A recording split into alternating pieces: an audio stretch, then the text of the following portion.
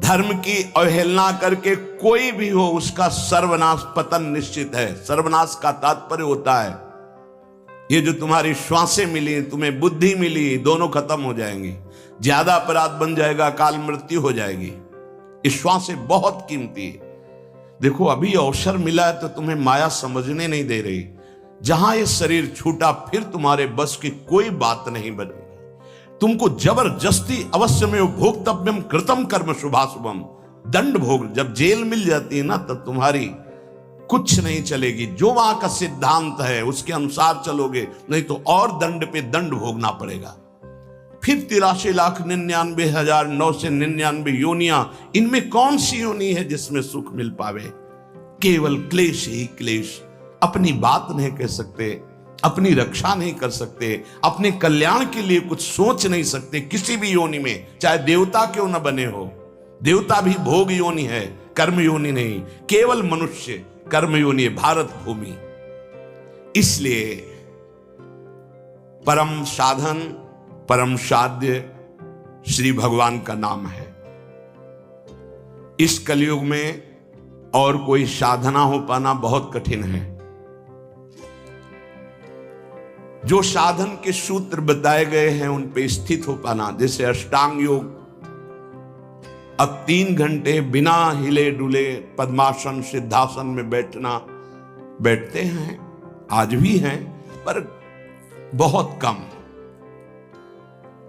मंत्रों को सिद्ध कर लेना आज मजाक माना जाता है कि ऐसा कैसे हो सकता है, मंत्रों से भगवान प्रतिष्ठित हो जाएंगे। अरे भगवान का अवतार हो गया। राम जी की प्राण प्रतिष्ठा में तुम्हें ऐसा लगता है कि कैसे ऐसे हो सकता है, तो राम जी जब प्रकट हुए तो मंत्रों से ही हुए।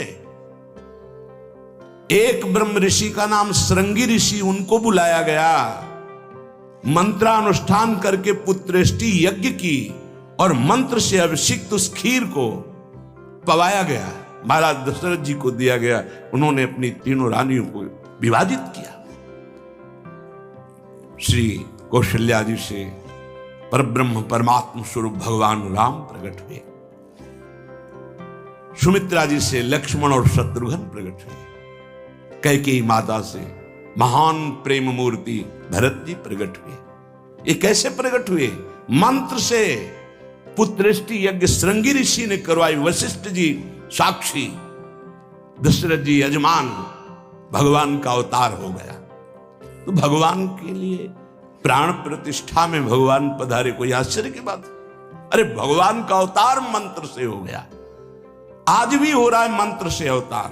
हृदयों में गुरु प्रदत्त मंत्र के द्वारा भगवान को हृदय में प्रकाशित कर लिया। उसी को सिद्ध महापुरुष कहते हैं। श्रद्धा नहीं रह गई, विश्वास नहीं रह गया। सबका परम कल्याण करने के लिए एक बात सिद्ध है, मान लीजिए, नाम। ये नाम और मंत्र में भेद है। भेद होते हुए भी अभेद है। भेद ऐसा, मंत्र को पवित्र अवस्था में गुरु प्रदत्त जपा जाता है। गुरु प्रदत्त होना चाहिए, पवित्र अवस्था, और उपांश और मानसिक होना चाहिए, वाचिक नहीं। और मंत्र जाप से स्वरूप जागृत होता है। नाम के लिए अपवित्र या पवित्र का कोई भेद नहीं है। नाम अगर गुरु से नहीं मिला है और आप नाम जप कर रहे हो तो वो गुरु मिला देगा।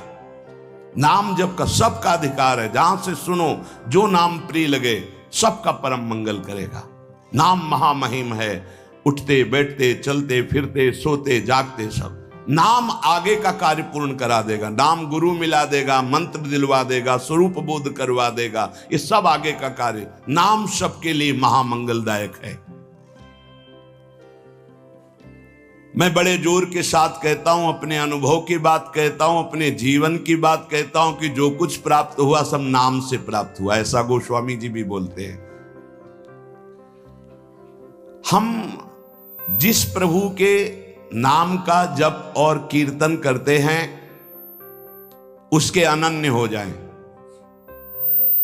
अनन्य, ये खास बात है। पहली, जो नाम जप करते हैं उसके अनन्य हो जाएं। उठते बैठते सोते जागते वही नाम हमारा जीवन बन जाए, बस ये बहुत खास बात है, इसलिए जल्दी इस पे स्थित नहीं हो पाते। जो लोग ये कहते हैं कि मैं तो बहुत से नाम जपता हूं, तो उनको गुरु कृपा प्राप्त नहीं हुई अभी।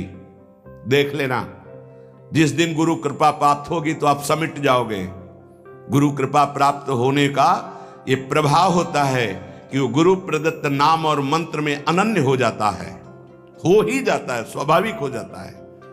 पर जिसको नाम सिद्ध करना है उसको उस नाम के अनन्य होना होगा। जो नाम कीर्तन करते हो, जो नाम जप करते हो, उसके अनन्य हो जाओ। एक ही परमात्मा है, उसके नाम अनंत है, लेकिन अनंत नाम नहीं जपे जा सकते। नाम एक ही पकड़ो और जो पकड़ो उसके अनन्य हो जाओ। जिह्वा से वही तुम्हारे स्फुरित होने लगेगा। नाम की महिमा है, कितना भी बड़ा पाप किया जाए और नाम जापक का कुछ नहीं बिगाड़ सकता, भस्म कर देता है नाम पाप को। इस बात का भरोसा करके पाप करना, ध्यान दीजिए, नाम की महिमा ऐसी है, पक्का है, पर नाम की महिमा का भरोसा करके पाप करना नाम सिद्ध नहीं होगा। आपके हृदय की अशांति दूर नहीं होगी, चिंता दूर नहीं होगी, आपको अविश्वास हो जाएगा नाम जप में। प्रभु के नाम का सहारा लेकर के पाप नहीं करना। हाँ, भूल हो जाना और पाप करना, इसमें अंतर है। हमसे भूल हो गई, हमसे गलती हो गई, तो कोई और प्रायश्चित करने की जरूरत नहीं, वो नाम जप ही सब पाप नष्ट कर देगा। लेकिन नाम पाप नष्ट कर देगा ऐसे विचार करके जो नवीन नवीन पाप करता है, वो नामापराधी के हृदय में कभी नाम चल ही नहीं सकता। नाम दैन्य भाव से जो शास्त्र और गुरु की आज्ञा में रहता है वहां चलता है। नाम चिदानंद है, भगवान है, कोई केवल शब्द मात्र नहीं है। नाम की ओट में पाप जो करते हैं वो बड़े नामापराधी हैं, तो नाम उनका मंगल कल्याण करने के लिए जो समर्थ है वो हृदय में नहीं चलेगा, विक्षेप पड़ जाएगा, नाम छूट जाएगा, जीवन बर्बाद हो जाएगा। इसलिए नाम की आड़ में कोई पाप ना करे। भूल से गलती हो गई, पूर्वाभ्यासवश गलती हो गई, तो और कोई प्रायश्चित की जरूरत भी नहीं है, नाम अपने आप पावन कर देगा। अपने आराध्य देव के नाम के बदले में कुछ भी लेने की तैयारी मत कर लेना, नहीं घाटा हो जाएगा। जैसे एकांतिक में प्रश्न किया था कि हम अपनी कामनाओं की पूर्ति नाम से करवाना चाहते हैं, तो क्या हमारा नाम का फल क्षय हो जाएगा? हाँ, हो जाएगा। रुपया है, आपने उसको खर्चा कर दिया, खर्चा कर दिया, और अगर आपने खर्चा नहीं किया तो उसका ब्याज मिलेगा, और ब्याज खर्चा करोगे तो मूलधन जमा रहेगा। तो जो भगवत भजन करने वाले चतुर सुजान होते हैं वो मूल को कभी खर्चा नहीं करते। क्या मूल का खर्चा? जो हम भजन कर रहे हैं मुझसे के बदले में कुछ नहीं चाहेंगे, तो ब्याज क्या होगा? नाम आपकी व्यवस्था अपने आप बढ़कर करता रहेगा, जो आप मांगना चाहते थे उससे बढ़कर। आप देख लेना, पहले नाम को तो एकत्रित करो।